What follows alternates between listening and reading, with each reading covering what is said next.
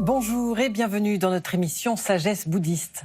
En ce début du XXIe siècle, à l'heure où grandit une nouvelle génération de pratiquants bouddhistes, ici en Europe, une demande sincère fait son apparition, celle d'associer la pratique à l'action sociale. Ce que l'on appelle le bouddhisme engagé devient une réponse aux questions de société et pourrait influencer aussi le monde du travail. Ainsi, des structures associatives commencent à mettre en place en leur sein des pratiques pour privilégier l'action juste, déjouer les enjeux d'ego, favoriser la gouvernance collective.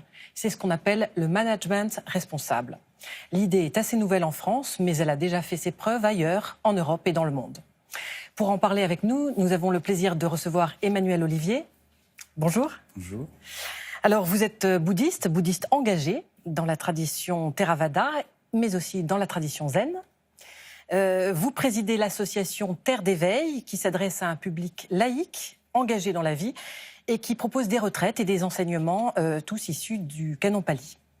Merci de répondre aujourd'hui à nos questions sur le management responsable. Alors tout d'abord, est-ce que vous pouvez nous parler un petit peu de votre parcours qui fait que vous en êtes arrivé là, à faire du management responsable ? J'ai commencé très jeune la pratique de la méditation dans la tradition zen, et très rapidement je me suis posé la question comment je pouvais intégrer cette pratique dans ma vie professionnelle. Et donc à travers notamment l'action sociale, j'ai pu intégrer cette dimension. Ensuite, j'ai monté les échelons et donc je suis devenu directeur avec notamment des salariés à gérer, des bénévoles à gérer, enfin différentes parties prenantes. Et là, c'est posé la question d'intégrer cette pratique dans le management, dans la gestion du pouvoir et dans le quotidien de ma vie.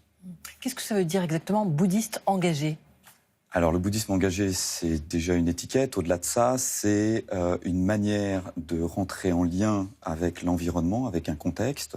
C'est s'ouvrir à cet environnement, c'est porter témoignage notamment de la souffrance, donc tout type de souffrance, ça peut être la souffrance humaine, mais aussi la souffrance animale, et puis ensuite d'agir. Donc c'est la mise en action aussi de la pratique. Alors comment vous, précisément, à Terre d'éveil, vous pratiquez à la fois le bouddhisme et le management responsable ? Comment ça se passe ? Alors à Terre d'éveil, je l'intègre à différents niveaux, c'est-à-dire qu'aujourd'hui il y a des pratiquants qui posent beaucoup de questions sur comment moi en tant que pratiquant j'applique cette pratique dans la vie quotidienne, dans la gestion familiale, dans mon métier, dans mes choix. Par exemple, je l'ai vu quand il y a eu des choix de vote ou un moment pour qui je dois voter. Et donc c'est cette question du bien, du mal, cette question de l'éthique et cette question d'intégrer la pratique dans toutes les dimensions de sa vie et notamment professionnelle. Donc c'est aussi quand à un moment on doit travailler ensemble ou alors vivre à plusieurs dans une famille, comment on peut appliquer ces principes dans l'action. C'est-à-dire, très concrètement, quelles questions se posent pour que finalement ça ne fasse pas souffrir autrui ? Alors c'est déjà de prendre conscience de l'interdépendance de soi et des autres. Et qu'à partir du moment où on va porter une action, va y avoir aussi une incidence sur la personne qui est en face. Donc notamment quand on a du pouvoir, quand on doit prendre des décisions, prendre en compte l'environnement est extrêmement important. Ça, c'est la première chose. La deuxième chose, c'est de dire à partir du moment où nous sommes plusieurs, on crée aussi une intelligence collective et c'est aussi l'implication de chacun dans cette intelligence collective. Et je vais utiliser un terme qu'on utilise, par exemple, reconnaître la souveraineté de chacun en tant que personne unique, mais aussi en tant que personne interdépendante avec les autres. C'est-à-dire concrètement, là encore, quand vous vous adressez à autrui au sein de votre association, vous les mettez sur le même terrain d'égalité que vous ? Alors, il y a plusieurs choses. C'est-à-dire que c'est d'abord d'appliquer une bienveillance et donc d'intégrer tout le monde sans exclure. Ensuite, c'est de dépasser aussi les étiquettes. C'est-à-dire que nous sommes souvent dans des organisations très hiérarchiques où on va s'identifier à travers des statuts, à travers des rôles. Et à un moment, c'est de pouvoir reconnaître ces rôles, ces fonctions, mais aussi cette relation humaine que nous avons. Donc, c'est cette dimension de la sollicitude, c'est-à-dire que quand nous parlons, nous avons des rôles différents, mais nous avons aussi cette nature humaine que nous partageons. La deuxième chose, c'est à partir du moment où je suis face à quelqu'un, cette personne peut potentiellement apporter aussi des solutions à des problématiques que nous rencontrons, et nous allons créer une intelligence collective, c'est-à-dire que 1 + 1 = 3 et pas 2. Alors vous parlez de gouvernance collective. Qu'est-ce que ça veut dire exactement et comment ça marche ? Alors après, il y a des dimensions un peu plus techniques. C'est-à-dire que nous sommes souvent dans des organisations assez pyramidales. On se rend compte qu'aujourd'hui, on atteint les limites de ce modèle pour pouvoir répondre à la complexité des questions que nous avons et pour pouvoir aussi permettre à chacun de s'épanouir dans une organisation, dans une entreprise, dans une association. Et donc, il existe des outils et des manières de voir, notamment des choses qui sont moins pyramidales, plus transversales. Donc, par exemple, un travail en cercle avec des délégations, avec des processus qui nous permettent à travers ça, de déjouer notamment les enjeux d'ego, de permettre à chacun de participer à une décision collective. Et par exemple, on va parler plutôt de consentement que de consensus. C'est-à-dire, quelle est la différence ? La différence, c'est que dans le consensus, à un moment, on ne va pas aller au bout de la souveraineté de chacun pour essayer de trouver un dénominateur commun. Et souvent, si on a un consensus à 51%, il y a quand même 49% de personnes qui ne sont pas forcément exprimées. Alors que le consentement, c'est-à-dire qu'on va beaucoup plus loin, c'est-à-dire que je dirais qu'on parle même beaucoup plus avec ce qu'on est, avec son corps, avec ses tripes, pour pouvoir vraiment s'exprimer. Et à un moment de dire, au-delà de ce que je pense et de ma décision, à travers ce bien commun et ce travail collectif, on va faire émerger une prise de décision. C'est ça, par consentement. Donc on a un certain nombre d'outils et c'est comme dans la pratique, c'est-à-dire que de répéter ces outils avec des process qui sont très normés, c'est un moment lâcher prise sur des questions d'ego, pour atteindre un degré de coopération qui soit beaucoup plus important et beaucoup plus mature. Quels sont les effets finalement assez immédiats sur l'entreprise ou sur l'association qui bénéficient de l'intelligence collective ? Dans cette dimension, on prend en compte une transformation personnelle, parce qu'à travers ces process, à travers cette intelligence collective, je travaille sur moi-même, au service d'un groupe, donc au service aussi d'autres personnes et au service de quelque chose de plus grand. Donc il y a une transformation personnelle et une transformation sociale. La transformation sociale, face à cette souffrance, ne pourra fonctionner qu'à partir du moment où il y a aussi une transformation personnelle. Et c'est cette relation entre les deux qui nous permettent de s'épanouir et d'offrir ça à la vie, à quelque chose de beaucoup plus grand et plus important. Et ça veut dire que l'entreprise, par exemple, se porte mieux, est plus compétitive, mais dans le bon sens ? Qu'est-ce qui se passe ? Je pense que ça intervient à plusieurs niveaux, c'est-à-dire que chacune des parties prenantes dans l'entreprise, à un moment, trouve sa place, son épanouissement, puisque ce sont aussi des process qui passent par le corps, qui passent aussi par l'émotion. Donc c'est aussi être aligné. Ensuite, c'est d'être aligné avec la raison d'être de l'entreprise, qui souvent, au départ, est plutôt sur des questions financières, des questions de profit, et qui, à un moment, va beaucoup plus loin. C'est-à-dire qu'à partir du moment où on a une pratique incarnée, une éthique incarnée, à un moment, l'entreprise peut se développer sur quelque chose de plus grand. Donc on peut parler de responsabilité sociale de l'entreprise, de développement durable.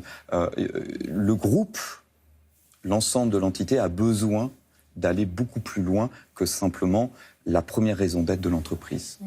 Est-ce qu'il y a des conditions préalables pour installer dans une entreprise ou dans un organe le management responsable ? Est-ce que, par exemple, le dirigeant lui-même doit s'intéresser au bouddhisme ? Pas forcément s'intéresser au bouddhisme, mais il y a des conditions préalables. C'est-à-dire qu'il faut que les personnes qui soient partie prenante d'une organisation acceptent d'aller dans une gouvernance partagée. La deuxième chose, à partir du moment où l'ensemble des parties prenantes sont d'accord, c'est de dire où se situe le pouvoir et qu'est-ce qu'on est prêt à lâcher. Parce que de fait, il va falloir lâcher des choses. Et ça, c'est extrêmement important. Et pour moi, il y a aussi une dimension éthique, c'est de ne pas exclure, puisqu'il y a cette question de l'interdépendance, du fait qu'il y a l'impermanence aussi avec tous les changements. Et donc ça veut dire qu'il faut que l'ensemble du groupe puisse avancer ensemble. C'est quand même de l'humain qui est là, et ça, c'est quand même la priorité. Le renoncement à l'ego, alors c'est vraiment des notions bouddhistes que l'on trouve. Ça doit être difficile, mais est-ce qu'il y a des exemples que vous connaissez d'entreprises qui se sont lancées dans le management responsable et qui réussissent ? Oui, tout à fait. Alors, cette question de l'ego, elle est à deux niveaux. Il y a effectivement l'ego individuel qui va être mis au travail dans ces processus-là. Et la deuxième chose, c'est qu'il y a l'ego collectif. C'est ça quelque chose de nouveau aujourd'hui. On sait que on crée aussi des égos collectifs et qu'il y a aussi une interdépendance entre ces deux égos. Et c'est en travaillant sur l'ego individuel qu'on va travailler sur l'ego collectif. Alors c'est souvent porté par une personne qui est un peu, qui soit à une pratique, soit à un moment sent qu'il n'est pas aligné entre ses propres valeurs, les valeurs de l'entreprise, les valeurs de la société, des valeurs déontologiques.